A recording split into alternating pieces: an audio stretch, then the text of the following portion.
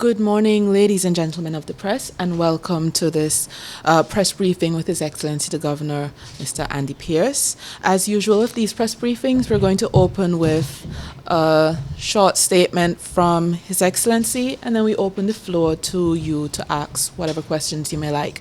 We have an hour for this press conference. H.E.? Thank you very much, Anesta. Morning, everybody. Thanks for coming along to the office here. Sorry that the residence is still out of action. I know we used to enjoy meeting there, but still out of action while we're working out what to do with that. I'm just going to say a few very brief thoughts at the start, because I always enjoy our conversations in particular. But I wanted to endorse the recent work of the DMCA here, the Disaster Management and Coordination Agency. I think they've been doing a really good job in judging the right balance to get the island ready for the hurricane season. And their mantra, basically, get it done, it only takes one, or be prepared, be ready, it only takes one, as Anesta keeps nudging me to remember. I think it's a very good one. I'm afraid I'm personally a little bit of a culprit about leaving things in the garage or not getting that piece of shuttering repaired. It's just sort of human nature when you're busy, but it's really good advice to take that step. They do come up. I'm conscious that Montserrat and colleagues know this thing much better, live with this much more than I do as a British guest here, but they do come up surprisingly quickly once they start brewing in the Atlantic, and the time then to get these jobs done is limited. So it's really good advice, and I'd urge us all to do that, and in general to look out for each other. It's the time of year when, if you've got somebody who lives nearby who's maybe not fully fit and well or a bit older, really good to look out for our community together. It's the best way to be, best way to live. So I just wanted to make that point.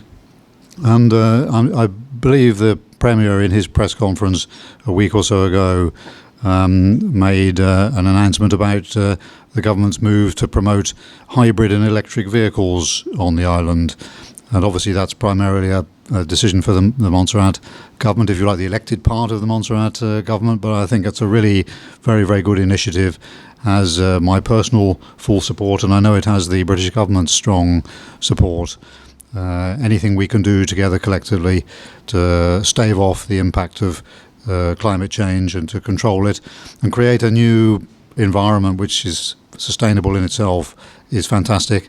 And I think here in Montserrat we're really lucky. The size of our island, the size of our community, it means we can make these changes qualitatively, quickly, in a way that perhaps not so many other bigger countries can manage. So I think it's brilliant, and we're due to change some of our own fleets in the Governor's office in the period ahead.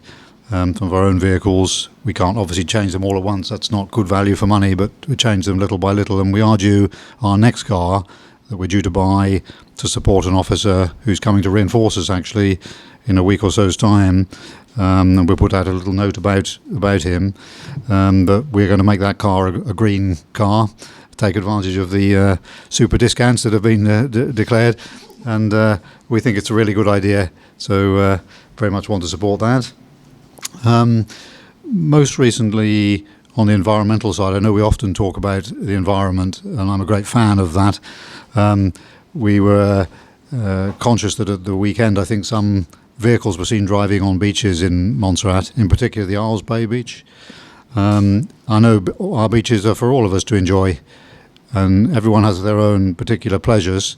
But if I could urge us all, please, to be careful not to drive on our beautiful beaches, unspoiled beaches, this time of year above all, because there are so many of these turtles come up, and they're sort of wonderful creatures, really. They seem incredibly vulnerable as they sort of slither and stagger up the beach. It's a very vulnerable part of their life cycle, and then they deposit this huge pile of eggs. It's so easy to disturb that and destroy thousands in one go, have a big impact. So I just urge us all, please, let's be careful and think of our marine friends there. And then lastly, just perhaps we can talk about this in more detail, but just wanted to say how good it is, how pleased I am to be in a position at the end of this year, well, not the end, but getting on through the year, where a number of these big investment projects that we've been talking about on and off, my first year here really, are now getting to the point where they're going to start flowing down those pipes, and we're going to see some ground dug and some concrete poured, and feel, I hope, the sense of momentum and hope really that those projects bring. So I think that's very good news. So thank you very much, everyone. Just a few thoughts to kick things off. Please do feel free to ask away, discuss in more detail whatever would suit you. Your Excellency, good morning. Malika Mackenzie, Alugana Express News. In your last press briefing, you mentioned that you were concerned about the level of preparedness in terms of communication. Mm-hmm. Can you tell us where are we now as in that aspect of preparedness? No, it's a good question. We've recently had a sort of stock take of all the equipment that we have on island to deal with hurricanes and indeed other disasters. A colleague from our sort of hub, our regional disaster hub, as we call it, in Miami, came out to help us with that, and has given us a very sort of strong bill of health on it. The DMCA colleagues, Major Ryan and his team, have got all that kit very neatly and well organised in the big warehouse and in a few other subsidiary stores, and it does include some specialist communications equipment. Being a bit digitally and technically challenged, I'm not the expert to speak on it all, but it does include some really quite good kit, field-type military kit for a post-hurricane or post-disaster situation, BGANs and whatever, VSATs, which are the sort of thing that the troops use in the field. They do need a certain amount of experience and practice to use, so that's an issue that we're working on, but they're pretty decent things. I think for me, and I think we talked about this a little bit last time round, the main issue, the main challenge, and it is still a challenge, is the more basic communications. Assuming, as happened I think after Irma and Maria, that the mobiles go down, the mobile phones go down at least for a period, we are forced then to rely on WhatsApp, which was quite effective I think for people, and radios, good old-fashioned radios. And here on island we have small stocks of radios. The DMCA have only 8, which in my view is not enough. The police have a few more, but they're pretty battered. We have a good set here in the Governor's office, but they're only very limited in number for just the staff team here. What we really need on island is an improved, easy-to-operate single set which communicates across all parts of the system. So not just DMCA to DMCA and senior disaster response, also police and key ministers and Governor's office. That is a surprisingly challenging task. It's not as technically simple as you might expect of me as a non-radio person, and I think it's true to say we're still working on that. There's an understanding that it needs attention, and we're not alone as an island in the Caribbean in having that problem. There are 2 or 3 others that have shouted about similar challenge, but the technical solution is not with us yet. So it's a work in progress. You're right to raise it as a vulnerability. There's a manageability between the 3 networks we have. It's not that it's hopeless, but it's not where it should be. And we're into this season. We're a little too close into this season now. I would not be confident that we're going to achieve the outcome we need this year, I'm afraid. But that has to have top priority in our hurricane preparations for looking ahead to the next season. Thanks. Yeah. Good morning, Keola Green from Radio Montserrat. Just staying on the topic of hurricanes, NOAA recently updated its predictions for the 2019 hurricane season to above normal. What would you say is Montserrat's readiness for such predictions now? Well, as I understand the forecast, it hasn't said that it's sort of really terrible, that the oceans are boiling up and we're going to expect 3-4 times the number of hurricanes we normally would. It's a relatively modest sort of flick on the predictive barometer. So you're absolutely right. It's important what you flagged there, but I don't think it's a qualitative shift in the risk level. And Montserrat's passed its sort of pre-test checks with pretty flying colours, to be frank. when was it? In last month, wasn't it? Early part of last month, we had the ship Mounts Bay come, and the Royal Engineers and comms people on the ship had a tabletop exercise with the MCA and some of the other response agencies. They were, I think the captain commented in his press conference afterwards that he was very impressed with what he saw in Montserrat, impressed with sort of practical level of preparation and a more innate level of preparation around people's psychological resilience and readiness to get stuck in the event of a hurricane. And I echo that. I've seen that certainly in spades last year, where there were some very good local judgments made in a very nervous and sensitive period after Irma and Maria. And I feel I'm seeing it again this year. And we have just had this audit. It's only a small part of it, but the audit of equipment preparation and readiness, and Montserrat's in top grade on that, best in class on that, from what I've seen. I would also say I like our pamphlets. I think the pamphlets, multi-language pamphlets that are put out are very good plain language. And the material that you guys on ZJB put out periodically is also nice, clear sound bites for people. I like the Red Cross, the Red Cross sort of 5-minute nuggets that they do, or tips, that's what it was, top tips, I think are very good. So we're not complacent. We mustn't be complacent. The issues here are infrastructural rather than psychological and administrative.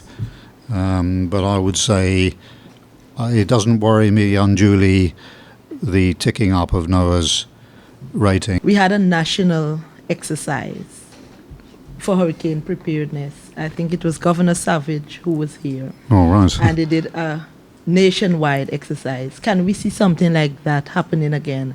Because I think that exercise had brought out the preparedness of not just the top officials, but across the island. Can we see ourselves doing something like that, maybe in the near future or so? I think it's a hurricane preparedness exercise. How right. prepared we were. Well, I think it's a good question, and I'm conscious that 2 or 3 people have raised it. I think it was raised at the last press conference, and it was raised in a call-in we did. Can't remember exactly when it was, but it was in June. We did a sort of call-in at the start of the hurricane season, and a couple of callers raised the question of the benefits of that. We have discussed it, and the DMCA have it on their radar. There is a balance of sort of advantage in doing these things, because to put on a fully fledged exercise of that sort does need a lot of preparation, not to scare folks, and to make sure it's properly administered. This is quite a stretched administration on a variety of fronts. The DMCA is pretty flat out with hurricanes, but also maritime issues at present. And the feeling was that rather than push for the fully fledged national exercise at this stage, the better use of resources was to do Tabletop Plus. But we did say we've heard the feedback, we've noted it. We do see the case for a more fully fledged exercise. I don't think right in the, what's the phrase, the sort of the mouth of the season, if I can put it that way, is the right moment for that. It doesn't feel right to me from my own experience in other disaster fields, but we won't lose it. It's a good point you make. It's the best test. It's fine talking about things in rooms, in nice offices and passing papers to each other, but it's on the ground with the schools and the hospitals and the Red Cross and the churches and things that it really happens. So I think if I could say noted, we've got it on the log. I don't see it before the end of September, but we have it there. Okay, noted. Yes, maybe not for the season, but in going forward.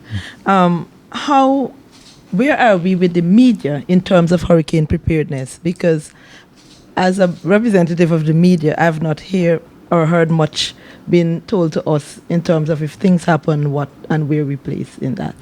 Oh, right. I'm slightly surprised to hear that, to be honest. I thought we had quite a good channel, but it sounds to me as though in that case we should arrange some not pre-season, but sort of pre-peak season briefing together. If you feel you're not being given enough information, that's obviously key because it's such a vital element, particularly the ZJB element, and I'm really pleased to see that improved bigger capacity generator now safely installed in a new housing, I suppose you'd call it, on the top of Silver Hill. I think it's been a really good project. Very pleased to see that just done in the nick of time.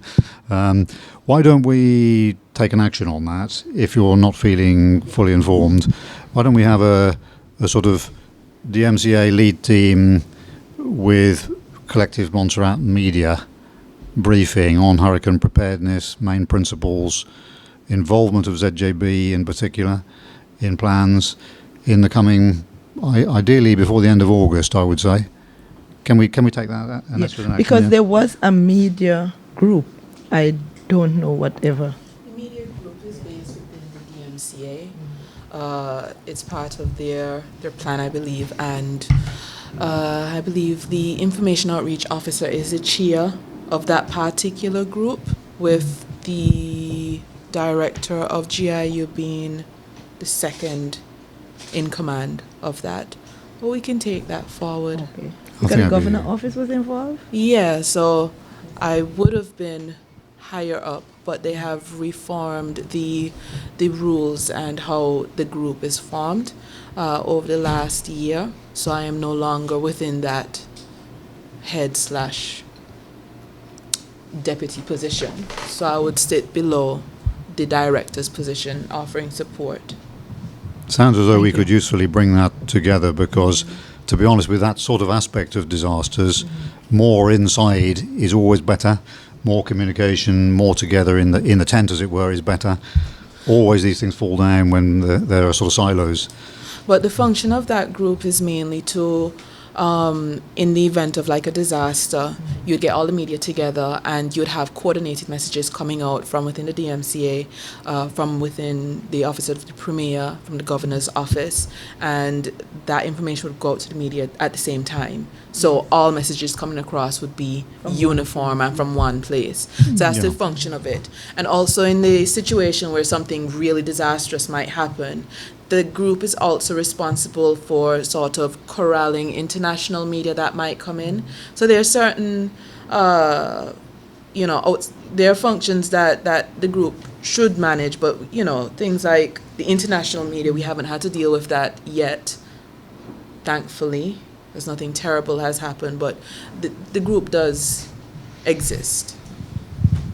And we could maybe have a look at your new ZJB buildings, hurricane resilience together as well, if that hasn't already been done, because that's a new thing for us this year, isn't it? Good morning, Governor. Hi. Piggyback on the very last statement you said about hurricane resilience and buildings.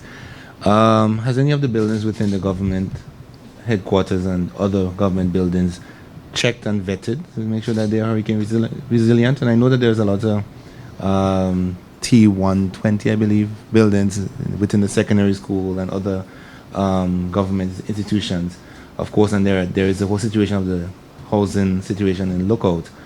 Where are we on ensuring that those buildings and those homes are hurricane ready? Well, those are good questions too. On the government estate, the whole government estate, there was a review carried out by some engineers from Trinidad, I think it was, last summer, who went round the government estate and produced advice on structural and maintenance issues and hurricane resilience. We looked at the results of that. In general, as far as government buildings are concerned, in the sort of government complex, from what I recall, the picture was not too bad. There were certainly some areas for improvement, and we have done some. I mean, in this case, in our own office here, we have these windows that you're seeing here, and they're shutterable. The shutters were not in good condition. The bolts weren't fitting properly, so we've replaced all those in a relatively cheap and cheerful way of increasing our hurricane resilience. But as far as the government estate's concerned, the big challenge is at present, if we move towards shuttering, we have to pay quite a good chunk of public money to have the shuttering done. each time. I forget the exact figure, but it's something in the order of $20,000 if I remember, to do the whole estate. Because we looked at this last year, it's surprisingly high to do the whole estate.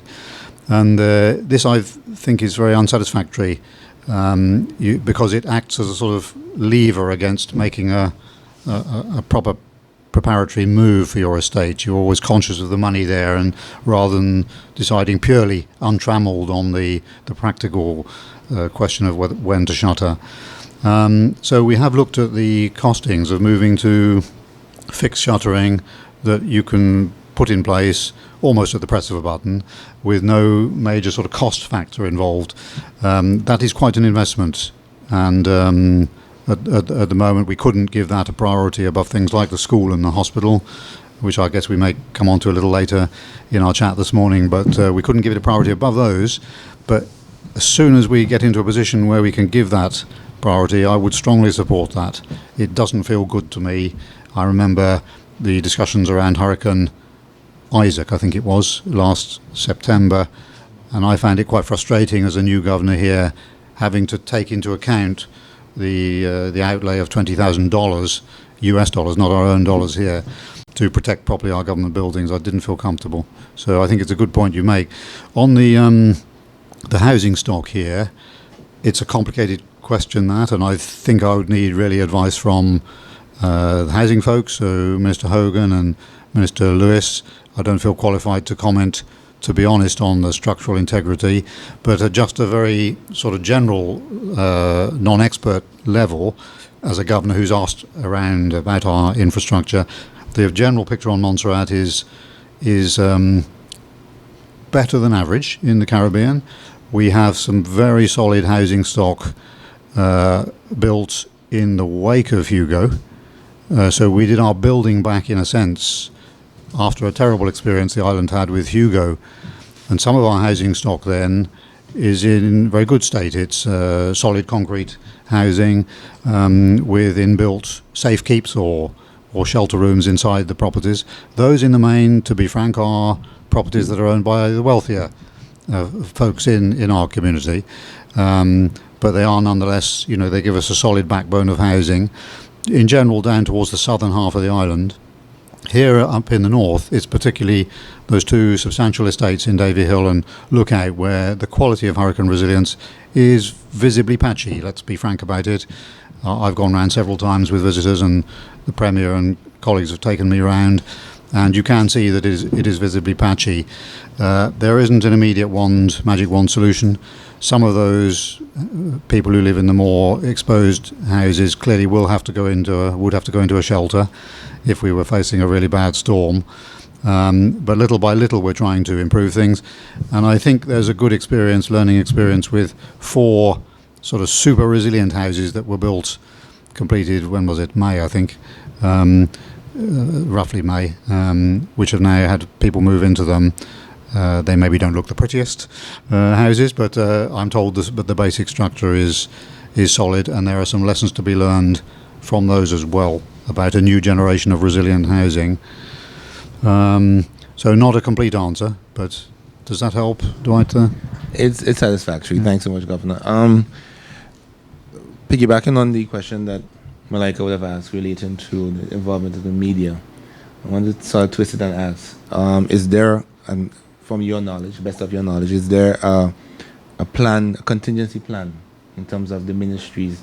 For example, is there a go-to person who is responsible for making sure, in the light of a natural disaster, that the office is safe, things are done, not just the PS, but in terms of a specific person who may have some bit of training in disaster response and would know what to do in the event of that?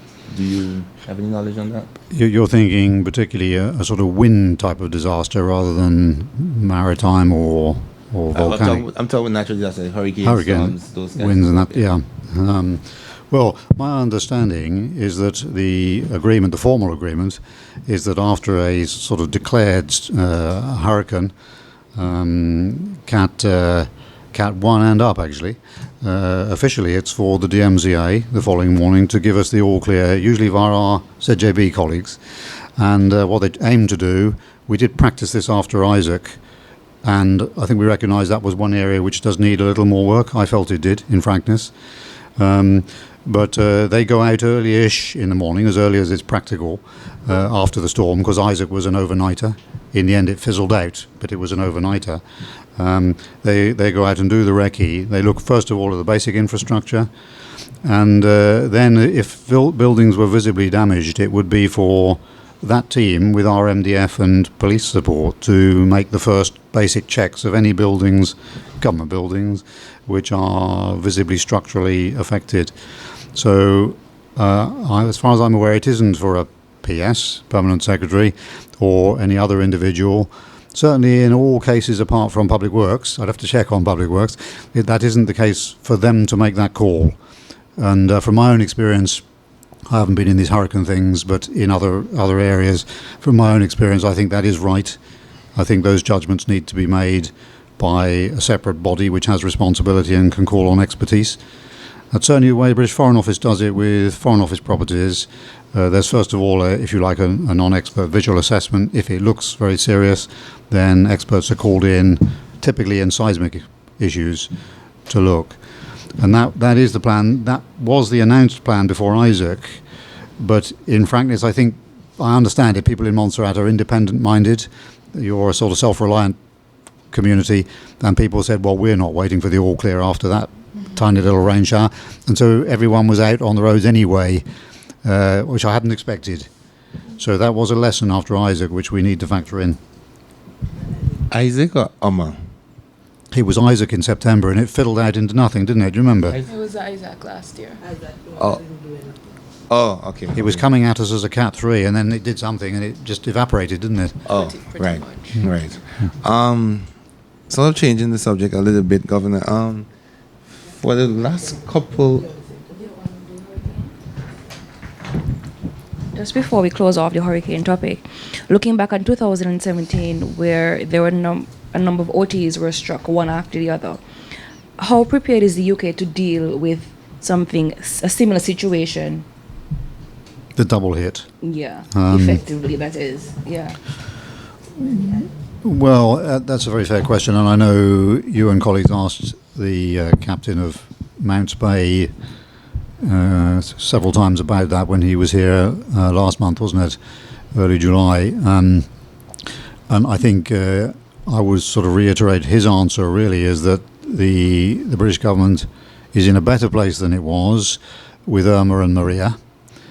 Let's tell it as it is. We recognise Irma and Maria caught us a bit with our pants down. Sorry, that's a rather rude phrase, but we weren't expecting to have two hits of that sort. And there were issues with getting ship-based supplies in quickly enough. This time round, Mounts Bay, which is in the region right now, is very geared up to be ready for a multiple hit. There's a very clear set of prioritisations based on immediate after the event reporting from the islands, which would set which one it goes to first. And it would do that one first according to humanitarian needs, not loss of money or assets, but humanitarian needs. And the second one for humanitarian would be the second most visited, to be visited. So I think there's a clarity of thought around that. That's locked into the planning. It's very much locked into London's preparedness.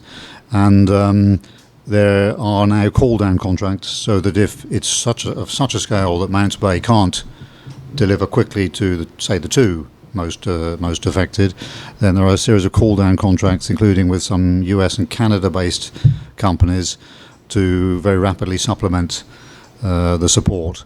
Those call-down contracts are for utilities restitution, which is often key, I think, but also for supply of, basic food and medication.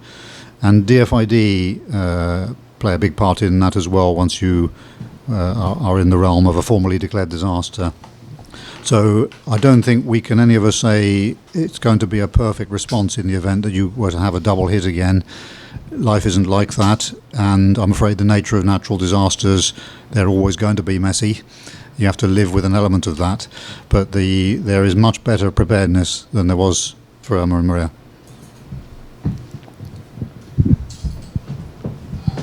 Yes, Governor. Again, do it again. It's not really per se a question, but I've realized that for the last successful coffees we had with your press briefing, that a number of requests has been made for other agencies within the government circles. Some which is over your which is under your office, sorry, and none of it has materialized. And I do believe that our public servants do owe the community, the Montserrat community, an explanation as to what's happening with certain things and projects and stuff like that. So I just would like to know if any of those will materialize in the not too distant future, that we can have some discussions there.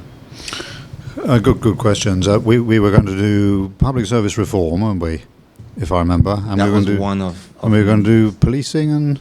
We were going to do, the Empowering Excellence program. I believe it was police and really social services. Social services, was it? Yeah. Social services did came up at one press conference. Okay.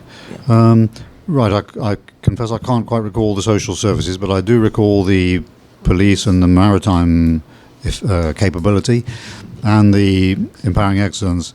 I think. Sorry, that's probably I should have pushed that more. Sometimes you get a bit distracted with day-to-day life, and I haven't taken those forward, but they're good points. Let's. I think I would suggest of those two, the public service is probably the more sort of meaty for people than the police. That's not to do down the police; they're important, but it's maybe a little more sort of technical, some of the things we were going to talk about on the policing front. Why don't we aim to do public service? And shall we see if we really need the team there? We need the CHRO. That's a lady called Chevelyn Williams there. And the DG, I think, would be very good colleagues to have to bring more expertise than I can bring on some of the specialist issues. Let's go for that. As I say, apologies that we haven't done that. We do, as it happens, have, I think it's quite a potentially instrumental visit by this team, Government Partnerships International, which is the new name of the old School of Government in Britain. And they have some very good advice on these sorts of public sector reform issues. They are coming shortly, and we are looking at a significant adjustment of the regulatory structure for the public service. Discussions with, obviously, public service leadership primarily in taking that forward. So why don't we look to have a good conversation about that? I would find that very helpful.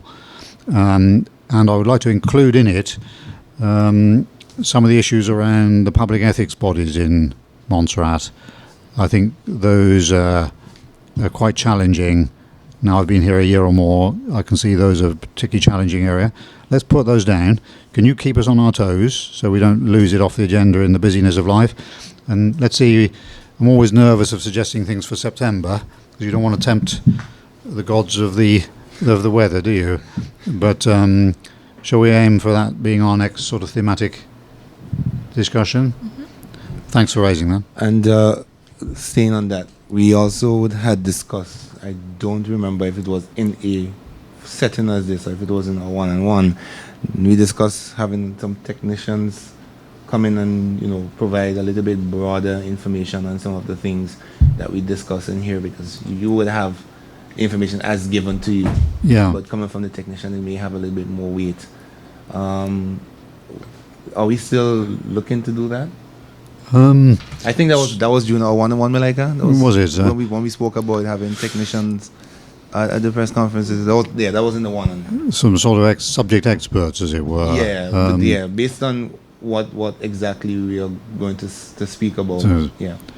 I think that is a good idea. I guess it plays into, I know my colleague Anesta here, our media officer, is keen for us to have some specifically thematic discussions where we can really delve into the detail.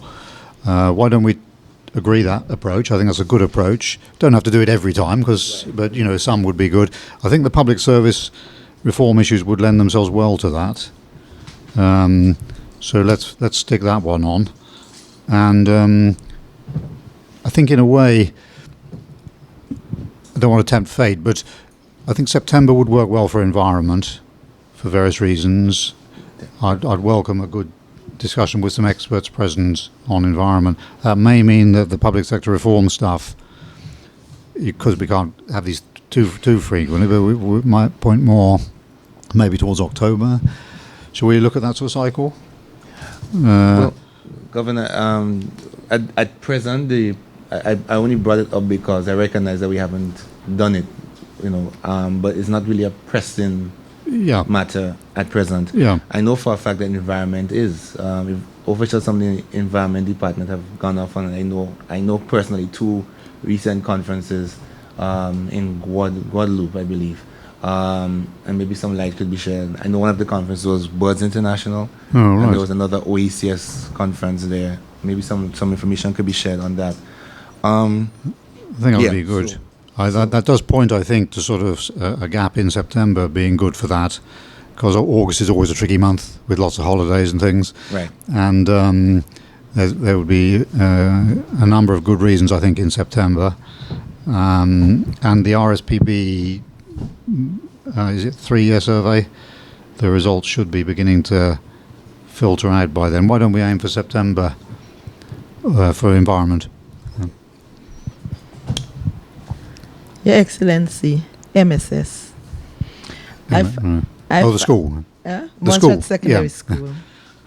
I find it disheartening. We were in a press conference last week with the Premier. Was it last week or early this week? Last week. And we find that we are a few weeks away from school opening. And there's not been much move. We're only now at the point where we're assessing the buildings. I don't know what is your take on this whole MSS situation, but I find not only for me as media, but as parents, it's disheartening that our children are going back into the same situation that they left last school year so far. And also, just to mention that our CXC results was not that exciting. CAPE was good, but CXC was not that exciting. And one of the questions was it a problem where the children were not as comfortable as they were in the school situation? And now we're going back into that situation. All right. No, thank you, Mike. I hadn't heard the CXC results. I'd be keen to see those, actually. I know probably not my business as a governor, but I would like to see those there, particularly if they're showing a deterioration. There was a launch in Montserrat where CXC visited the island on Friday. All right. And they launched the results. So they were giving a comparison, regional versus Montserrat and all of that. But the results for the secondary school, for CXC, was not that exciting. For CSEC, yes. The CXC is like the old British O-level, is it? Yes. O-level. CSEC. K are A levels. Oh, right. It's a different school. Oh, I see. It is a difference, but it's the end of school exam, the exam that takes you into the world of work or into college. And I know persons had that person concern where they're thinking and they're asking the question, was it that the children were not that comfortable in school? Was it that problem with all that was happening in school that would have caused a fall in this year's examination results?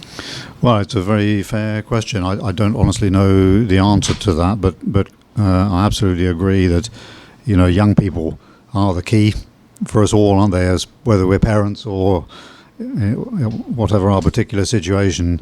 And I see, in a way, through the eyes and experience of my own children, how in a funny way the world is tougher for young people these days than it was in my wife's era. There's in many ways there's lots more things for people to do, and there's travel and all those things and connectivity through computer, but actually psychologically it's particularly tough. I think the highly competitive world our young people emerge into. So they absolutely has my support, full throttle for making our schools better and giving the best education we can. I don't know, I'm afraid, the position of the CXC qualifications. We have a look at that. Let's have a good look at that on Montserrat and see what lessons can be drawn. I know the Premier's at the moment covering for Minister Delmore, who's not been very well, so there's some pressures, I'm sure, on the government there, but we must do that. As far as the buildings and the fabric are concerned, I think some progress has been made, and these things are always a little bit difficult. It's always easier to sort of do something yourself as an individual than it is in government to do it quickly, because you have to go through the necessary checks and balances and procurement processes. But my understanding on the school is that we are now having an urgent professional engineering expert look at the two buildings, I think they're called L&M, which are right at the back of the Montserrat Secondary School, to make sure that we can use those as fully and effectively and quickly as possible. Or if the expert advice is they really are structurally unsound to the extent they can't be used, then we need to demolish them and get on with using the land space for something else. I am not an expert, and it's not for me to countermand anything that experts would say, but from my own look at those classrooms, I believe they can be repaired, and I believe that would be the most effective. So I would personally be inclined to prefer that. And I know the Premier and Cabinet colleagues are pushing flat out to get this consultancy done really quickly. They've got money funded for it very quickly, and that will then give us the definitive view. It's frustrating. I know, I myself might have an instinct to say, right, I've looked at that building, I think it's okay, we'll just knock down the stairs and do this, but you can't do it. It's not right to do it, so we do have to wait that bit. Some other more minor works, but works which matter to the quality of life at the school, have been done using different funding sources. There was a drain, I think, that was causing lots of problems for people, and that's been sorted out, which is very good news. Pleased to hear that. Make life a bit more comfortable for the children. And then there's a big issue of creating new additional and temporary classroom space, and plans have been drawn up for that, to put 2 classrooms on a particular part of the playing field, trying not to reduce the playing space too much. Those just need to be finalised, those plans, and then put through the cross-governmental committee that approves those things in the UK, and then that can hopefully get that tick in the box to go forward. I think we all agree that it's an important project. I don't honestly know how long it would take to build these temporary structures as opposed to a proper concrete foundation building. It will be quicker, but being frank about it, I suspect we're still some little way off having those fully occupiable. But they are in the frame, they're on the move, and they are being done, I believe, as quickly as possible. So it's not perfect, and I'm sorry that the children and teachers will be coming back to a school which still has limitations, but I think the energy, the direction is right. Right.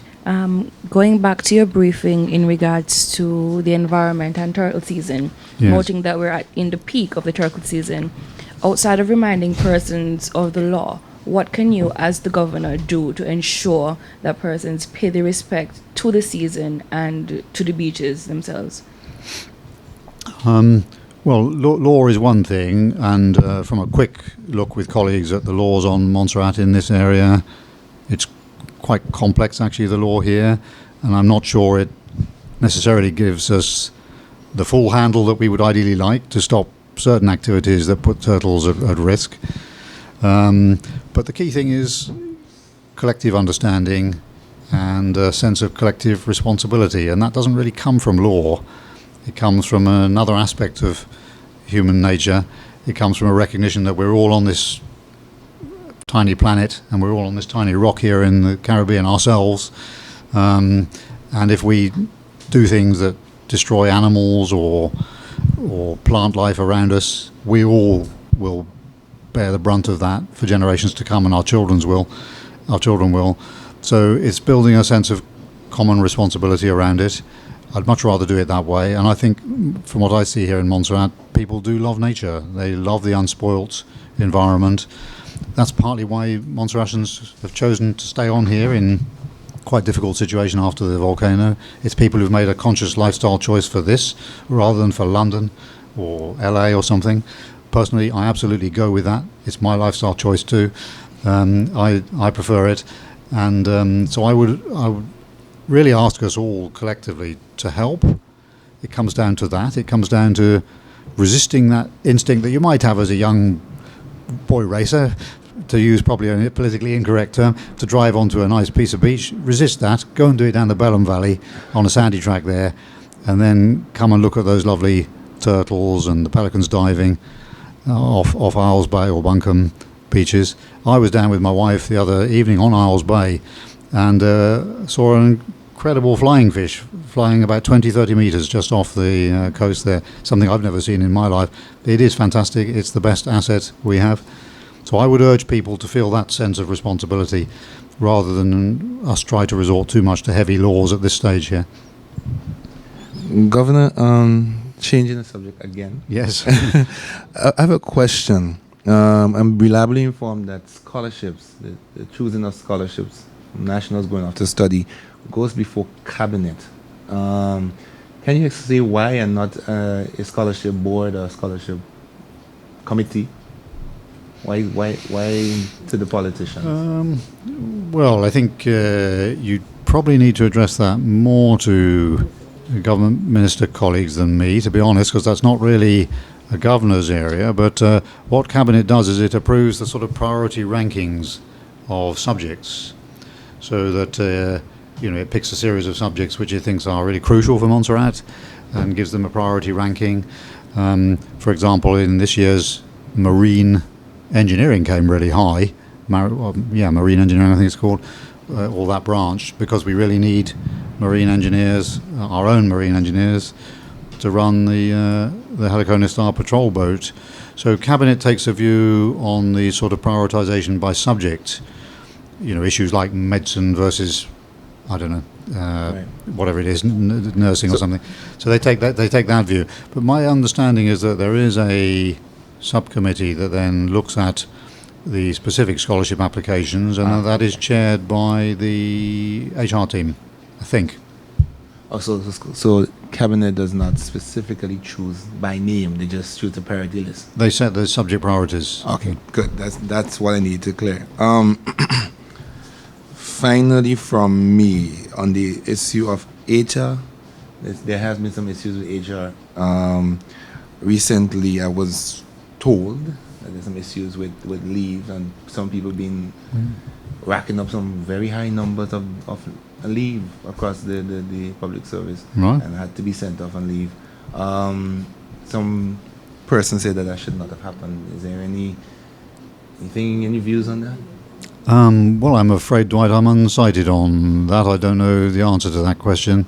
I don't know quite how folks rack up or ratchet up leave, because the policy here is, what do they call it? If you don't use it, you lose it. So I think, was it 29 days is standard leave in the Montserrat public service, and you're able to carry forward a certain amount of that. I've forgotten the detail. Maybe 5 days, I think.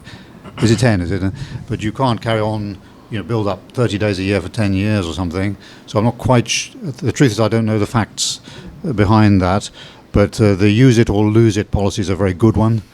We've had it in the UK now for a long time, decades in the public service, and it does ensure people take breaks and come back fresher to work and don't build things up. And I understood that we had the same policy here, to be honest. So I'm a bit unsighted. We better ask HR, I think, Dwight. I don't know what's going on there. Well, if they were here, probably would have.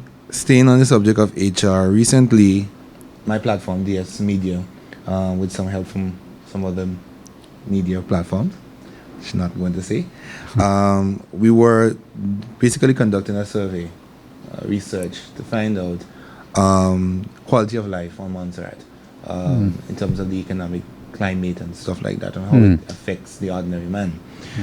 Very early in the conversation, what we have realized is that a lot of persons seem to have had issues with finding employment. For some time now, the construction industry has been down. It's now beginning to pick up across the island. There are bigger projects are happening, as well as there are persons who can't find. We don't have a private sector to boost employment. So basically, it's the public sector. Many persons, from the persons that we've spoken to, a lot of them have said to me that either they The 5 CXC subject has been a barrier.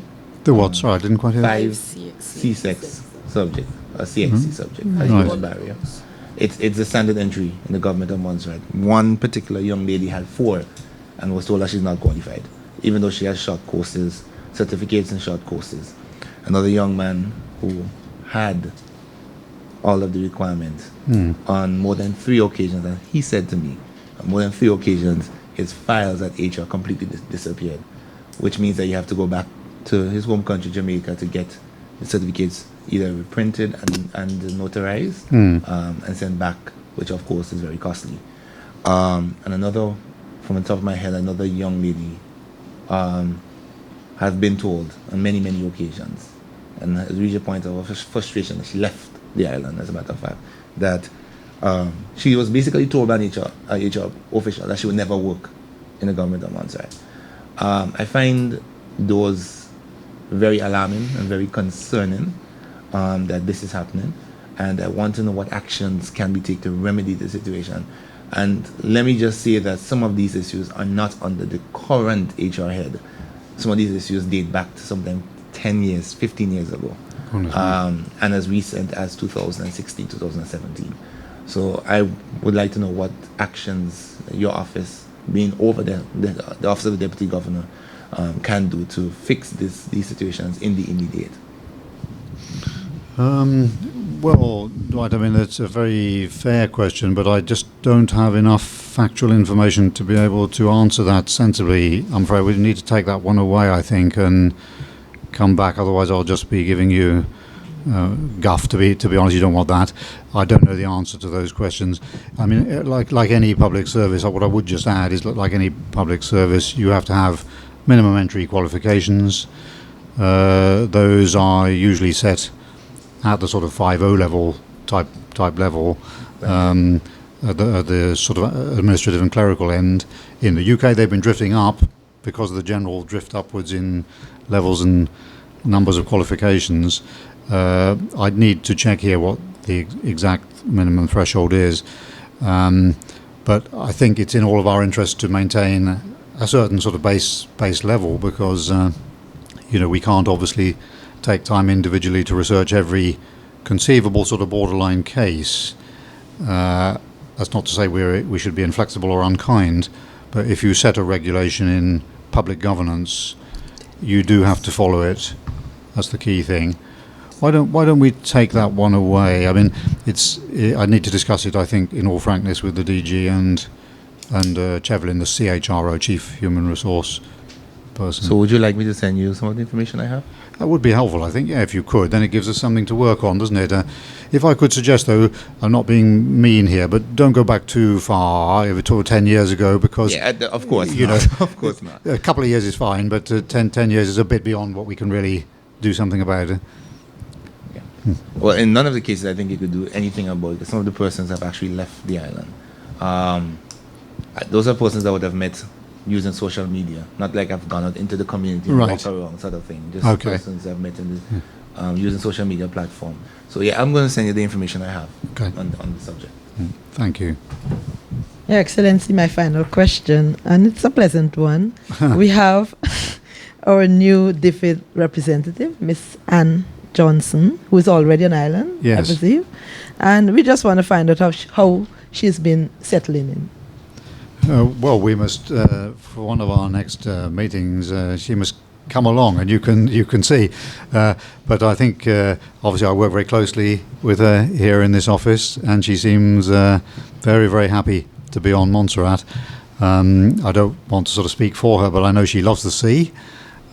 She's a bit of a sailor, I think, and she just feels very comfortable and happy here. She's already been scooting around in kayaks around the edge of the island, and has plans, I think, to do some sailing as well. So you can tell by the large smile on her face that she's a happy lady, I think. I'm sure she won't mind me saying that. Thank you. That was my final question. I think we're all finished. Oh, you're all finished, are you? All finished. Cracking. Okay. Since there are no more questions, I'd like to thank you very much. And with that, we'll close today's press briefing. Yeah, thank you very much, you guys. Thank you.